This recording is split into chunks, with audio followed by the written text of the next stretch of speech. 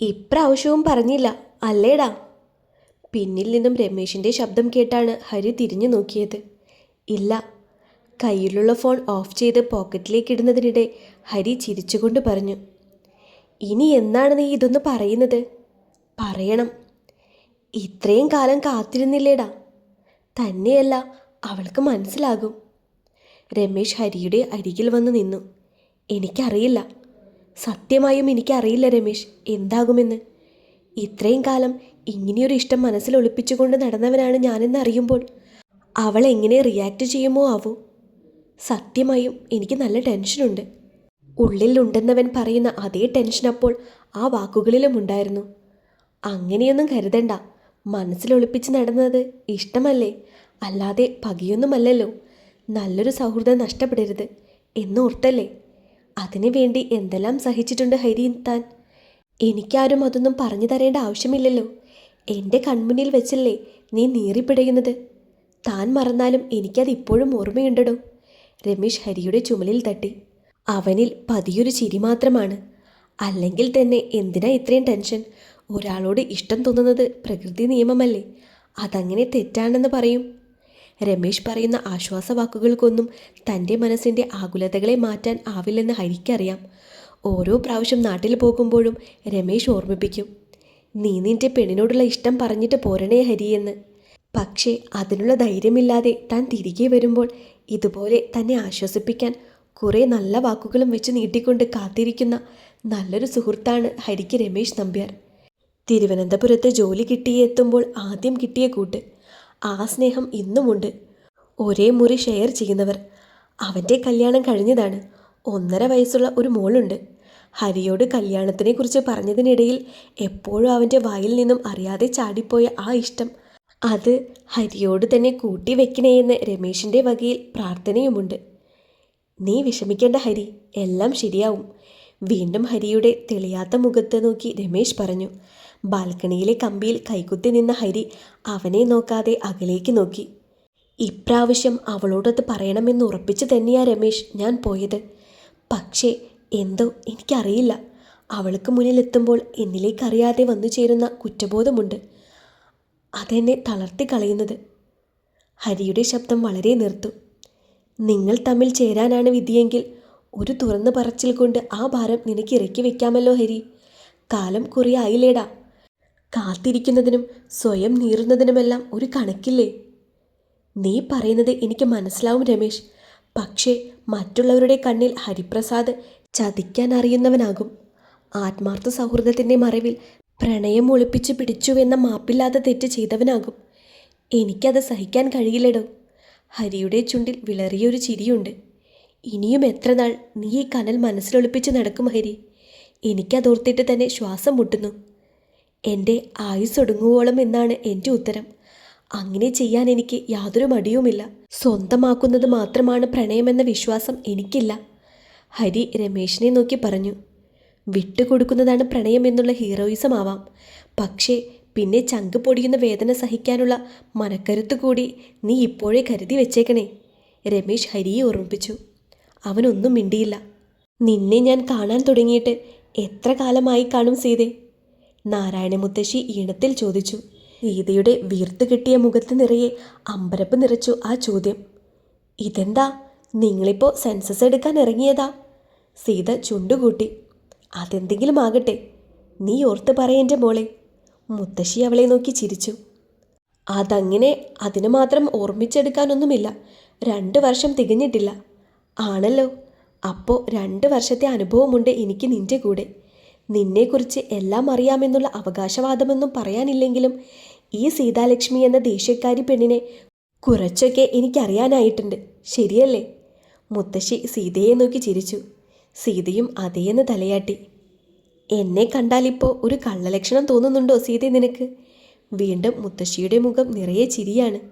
ഇല്ല, എനിക്കങ്ങനെ തോന്നുന്നില്ല, സീത മനസ്സിലുള്ളത് പറഞ്ഞു. പക്ഷേ നിന്നെ കാണുമ്പോൾ എനിക്കങ്ങനെ തോന്നുന്നുണ്ട് മോളെ. സീതയുടെ കണ്ണുകൾ കൂർത്തു. എനിക്കെന്ത് കള്ളലക്ഷണം? ചുമ്മാ ഓരോന്ന് വിളിച്ചു പറയുവാ. സീത അവരുടെ അരികിൽ നിന്നും എഴുന്നേറ്റ് മാറി. ആ പോവല്ലേ, നീ ഇരിക്കേ. എനിക്കിനിയും ചോദിക്കാനുണ്ട് ഈ കള്ളിയോട്. മുത്തശ്ശി അവളുടെ കയ്യിൽ പിടിച്ചു. സീത കിടക്കയിൽ തന്നെ ഇരുന്നു. കണ്ണനൊരു ചെറിയ പനി വന്നതിന് നീ ഇത്രയും സങ്കടപ്പെടേണ്ട കാര്യമെന്താണ്? തീർത്തും ശാന്തമായൊരു ചോദ്യമായിരുന്നിട്ട് കൂടി സീതയുടെ മുഖം പരിഭ്രമം നിറഞ്ഞു. വിരലുകൾ തമ്മിൽ കുരുത്തു. പറ മോളെ. അവളുടെ ഭാവങ്ങൾ സൂക്ഷ്മമായി നോക്കിയിരുന്നു കൊണ്ട് തന്നെ മുത്തശ്ശി വീണ്ടും ചോദിച്ചു. മുത്തശ്ശിയുടെ കിണ്ണന് പനി പിടിച്ചതിന് എനിക്കെന്തിനാ സങ്കടം? സീത അവരെ നോക്കാതെ ചോദിച്ചു. നിനക്കൊന്നുമില്ലേ? ഇല്ലാന്നേ. ഒറ്റയ്ക്ക് കിടക്കുന്നത് കണ്ടപ്പോൾ എന്തോ പോലെ. ഞാനും ആ അവസ്ഥയിൽ കിടന്നിട്ടുണ്ട്. പനിച്ചു പൊള്ളുമ്പോൾ ഇപ്പോഴും ഏറ്റവും ആദ്യം ഓർമ്മ വരുന്നത് എൻ്റെ അമ്മയെയാണ്. അമ്മ എത്ര വലിയ തെറ്റ് ചെയ്താലും അമ്മയല്ലാതാവില്ലല്ലോ നമ്മുടെ മനസ്സിൽ. അനുഭവങ്ങളുടെ തീച്ചൂളയിൽ വെന്തുരുകിയ വാക്കുകൾക്ക് വല്ലാത്ത നോവുണ്ടായിരുന്നു അവൾ പറയുമ്പോൾ. എനിക്ക് അമ്മയെ മിസ് ചെയ്യുന്നു സീതാലക്ഷ്മി എന്ന കണ്ണൻ്റെ വാക്ക്, അതിലെനിക്ക് എന്നെ തന്നെ കാണാൻ കഴിഞ്ഞു. അത്രയുള്ളൂ. സീത വളരെ പതിയെ പറഞ്ഞു. കണ്ണൻ പാവമാണ് മോളെ. അവനാരോടും ദേഷ്യം സൂക്ഷിച്ചുകൊണ്ട് നടക്കാൻ അറിയില്ല. ആൾ അത്ര വലിയ സാധുവൊന്നും അല്ലെൻ്റെ മുത്തശ്ശി. സീത ചിരിച്ചുകൊണ്ട് അവരുടെ കവളിൽ പിടിച്ചു വലിച്ചു. നിനക്കവനെ ഇഷ്ടാണോ കുട്ടിയെ? ഒട്ടും പ്രതീക്ഷിക്കാതെ ആ ചോദ്യം നേരിടേണ്ടി വന്നപ്പോൾ സീതയൊന്ന് പതറിപ്പോയി. നിന്നെ ഞാൻ എൻ്റെ കൊച്ചുമക്കൾക്കൊപ്പമാണ് സ്നേഹിക്കുന്നത്. നീ അവനെ ഇഷ്ടപ്പെട്ടാലും ഇല്ലേലും എൻ്റെ മനസ്സിൽ അതെന്നും അങ്ങനെ തന്നെ ഉണ്ടാകും. പക്ഷേ എൻ്റെ മനസ്സിൽ അങ്ങനൊരു ആഗ്രഹമുണ്ടായിരുന്നുവെന്ന് നീ അറിയാതെ പോവരുത്. മുത്തശ്ശിയുടെ കയ്യിൽ സീത അമർത്തി പിടിച്ചു. അവനും നിന്നോട് അങ്ങനെ ഇഷ്ടമുള്ളതുപോലെ എനിക്കൊരു സംശയമുണ്ട്. കണ്ണൻ്റെ പ്രാണനെ പോലെ അവനവളെ സ്നേഹിക്കുന്നുണ്ടെന്ന് വളരെ വ്യക്തമായി അറിയാമായിരുന്നിട്ടും അതൊരു സംശയത്തിൻ്റെ ബലത്തിലാണ് മുത്തശ്ശി പറഞ്ഞത്. അവൻ്റെ മനസ്സിലെ ഇഷ്ടത്തിൻ്റെ തീവ്രത അതവൻ പറഞ്ഞിട്ട് തന്നെ അവൾ അറിയണം എന്നുള്ളൊരു കുഞ്ഞു വാശി. അതൊന്നും ശരിയാവില്ല മുത്തശ്ശി. വല്ലാത്ത ഭാരമുണ്ടായിരുന്നു സീതയുടെ വാക്കുകൾക്ക്. മുത്തശ്ശിയുടെ കിണ്ണൻ നല്ലയാളാണ്, എനിക്കറിയാം. പക്ഷേ ഞാനത്ര പോരാ. മൂപ്പർക്ക് ചേരില്ല. സീത കണ്ണടച്ച് കാണിച്ചു. അത് നീയാണോ തീരുമാനിക്കുന്നത്? മുത്തശ്ശി കെറുവച്ചുകൊണ്ട് സീതയെ നോക്കി. അവളൊന്ന് ചിരിച്ചു. എൻ്റെ കാര്യത്തിൽ തീരുമാനം പറയാനിപ്പോൾ എന്നേക്കാൾ മികച്ചൊരാളെ ഞാൻ നോക്കിയിട്ട് കാണുന്നില്ല. അതല്ലേ ഞാൻ തന്നെ പറഞ്ഞത്. സീത തമാശ പറയുന്ന ലാഘവത്തിലാണ് പറയുന്നത്. ഞാനും മുത്തശ്ശിയുടെ കണ്ണനും രാവും പകലും പോലെയുള്ള വ്യത്യാസമുണ്ട്. ഒരിക്കലും ചേരാൻ പാടില്ല. അങ്ങേരുടെ ജീവിതം കൂടി പോയി കിട്ടും. സീത അവരുടെ കയ്യിൽ തലോടി. പിന്നെന്തേ, അന്നവൻ അങ്ങനെയൊരു മാലയിട്ട് കൂടെ കൂട്ടിയപ്പോൾ നീ തടയാതിരുന്നേ? അന്നതിനൊന്നും പറ്റാത്തൊരവസ്ഥയിലായിരുന്നല്ലോ ഞാൻ. ശരി, അന്ന് കൊടുത്തില്ല. അവൻ വന്നിട്ടിപ്പോൾ 3 മാസമായല്ലോ. വെല്ലുവിളി പോലെ മുത്തശ്ശി സീതയെ നോക്കി. ഇനി മേലാൽ ആ മാലയെങ്ങാനും ഊരാൻ ശ്രമിച്ചാൽ നിന്റെ കൈ ഞാൻ വെട്ടും. മുത്തശ്ശിയുടെ കിണ്ണൻ വീണ്ടും സീതയുടെ മുന്നിൽ നിന്നിട്ട് അലറിയ ഓർമ്മകൾ മനസ്സിലൂടെ മിന്നിമാഞ്ഞു പോയി. വേണ്ടാത്ത ആഗ്രഹങ്ങളൊന്നും മനസ്സിൽ സൂക്ഷിച്ചുകൊണ്ട് നടക്കരുത്. അത് പിന്നെ വേദനയ്ക്കിടയാവും മുത്തശ്ശി. സീതയെ അവരുടെ ചുമലിൽ ചേർത്ത് പിടിച്ചു. അങ്ങനെ വേണ്ടാത്ത ആഗ്രഹമാണെന്ന് എനിക്ക് തോന്നില്ലെങ്കിലോ? എനിക്കാണേൽ ആകെ തോന്നുന്നത് അങ്ങനെയാണ്. ഇതൊരിക്കലും ശരിയാവില്ലല്ലോ എന്ന്. സീത കുസൃതിയോടെ ചിരിച്ചു. ഞാൻ എന്നെക്കുറിച്ച് ചിന്തിച്ചിട്ടേയില്ല മുത്തശ്ശി. അല്ലാതെ തന്നെ ഒരു 100,000 പ്രശ്നങ്ങളുണ്ട് എൻ്റെ ഈ പരട്ട തലയിൽ. ഏറെക്കുറെ മുത്തശ്ശിക്കും അറിയാവുന്നതല്ലേ എല്ലാം. അതിനിടയിൽ എൻ്റെ ജീവിതത്തിന് മാത്രം ഞാനെങ്ങനെ പ്രസക്തി നൽകും? സീത അവരെ നോക്കാതെ പറഞ്ഞു. വേണ്ട, നീ നിന്നെക്കുറിച്ച് മാത്രം ഓർക്കണ്ട. നിന്നോട് ഞാൻ എപ്പോഴും പറഞ്ഞിട്ടില്ലേ സീതേ, കുറച്ചൊക്കെ നമ്മൾക്ക് കൂടി വേണ്ടി ജീവിക്കാൻ പഠിക്കണമെന്ന്. ഒടുവിൽ നിനക്കാരുമില്ലാതെയാകും കുട്ടി. മുത്തശ്ശി അവളെ അലിവോടെ തലോടി. അതിനെക്കുറിച്ചൊന്നും ഞാൻ ഓർക്കാറില്ല. വെറുതെ എന്തിനാണ് ചിന്തിച്ച് കാട് കയറി ഉള്ള ടെൻഷൻ കൂടി കൂട്ടുന്നത്? സീതാലക്ഷ്മി സ്ട്രോങ് അല്ലേ? ചിരിച്ച് പറയുന്ന സീതയെ മുത്തശ്ശി പൊതിഞ്ഞു പിടിച്ചു. നിനക്കെൻ്റെ കണ്ണൻ തുണയാകും മോളെ. നിൻ്റെ ഈ സങ്കടങ്ങളെല്ലാം എൻ്റെ കുട്ടി സന്തോഷമാക്കി തരും. മനസ്സിലത് പറഞ്ഞെങ്കിലും അവർ സീതയോട് പറഞ്ഞില്ല. കാരണം കണ്ണൻ്റെ സ്നേഹത്തിൽ അവർക്ക് അത്രത്തോളം വിശ്വാസമുണ്ടായിരുന്നു. അല്പസമയം കൂടി ആ ചൂടിൽ സീത സ്വയം മറന്നിരുന്നു. പിന്നെ എഴുന്നേറ്റ് മുത്തശ്ശിക്ക് ചായ എടുത്തു കൊടുത്തു. അവരുടെ പനിയെല്ലാം പൂർണ്ണമായും വിട്ടുമാറിയിരുന്നു.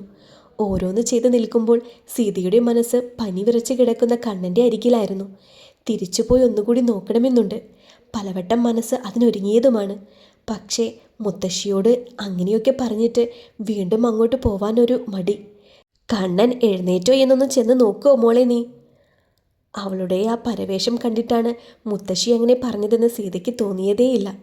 കേട്ട പാതി കേൾക്കാത്ത പാതി ഇരുന്നിടത്ത് നിന്നും ചാടി എഴുന്നേറ്റ് പുറത്തേക്ക് പോകുന്നവളെ നോക്കി മുത്തശ്ശി മനസ്സ് നിറഞ്ഞ് ചിരിച്ചു. ഷോ, ഈ പണ്ടാര പനി എന്താ പോവാത്തെ? കണ്ണൻ്റെ നെറ്റിയിൽ കൈ ചേർത്ത് വെച്ച് സീത പിറുപിറുത്തു.